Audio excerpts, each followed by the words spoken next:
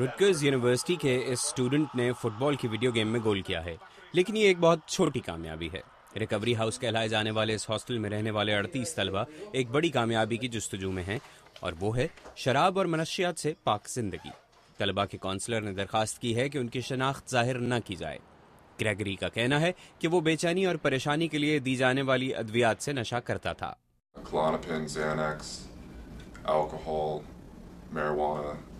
میں روزانہ زینکس، کلونوپنس، شراب اور میریوانا کا نشہ کرتا تھا۔ یہ اس قدر بڑھ گیا کہ میں تعلیم پر فوکس نہیں کر پا رہا تھا۔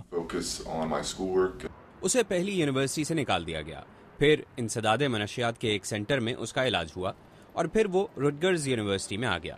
وہ کہتا ہے کہ اسے ریکوری ہاؤس میں سچے دوست ملے ہیں۔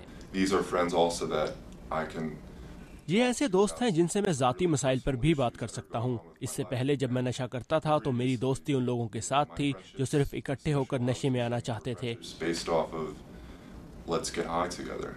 لیسا لیٹمین یونیورسٹی کے شراب اور منشیات کے خلاف مدد دینے کے پروگرام کی بانی ہیں۔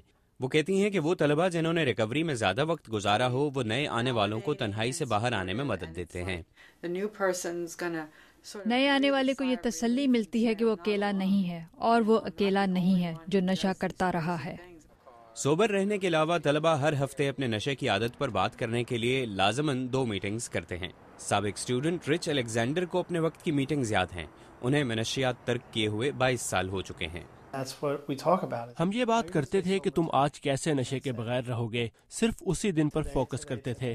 یہ بھی ضروری ہے کہ طلبہ منشیات ترک کرنے کے لیے بنائے گئے 12 مرحلوں کے پروگرام میں شریک ہوں۔ مثال کے طور پر 9ویں مرحلے میں ان لوگوں کی مدد کی جاتی ہے جنہیں نشے سے نقصان پہنچا ہے۔ آپ لوگوں کی مدد کرتے ہیں تاکہ وہ اپنے ماضی سے باہر نکلیں اور بھول جائیں کہ وہ کیا کرتے رہے ہیں، اور ہماری شخصیت میں جو خرابیاں ہیں ان سے باخبر ہونا اور انہیں درست کرنا۔ برطانوی تارک وطن کہتی ہیں کہ ہیروئن نے ان سے ان کی بیٹی چھین لی، لیکن ریکوری ہاؤس کی وجہ سے واپس مل گئی۔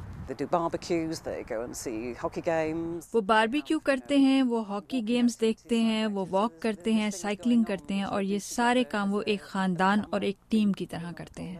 مدد نہ ملنے کی صورت میں منشیات ترک کرنے کی جدوجہد کرنے والے طلبہ پھر سے شراب اور نشے کے عادی ہو سکتے ہیں۔ ریکوری ہاؤس انہیں موقع دیتا ہے کہ وہ اپنی تعلیم جاری رکھ سکیں۔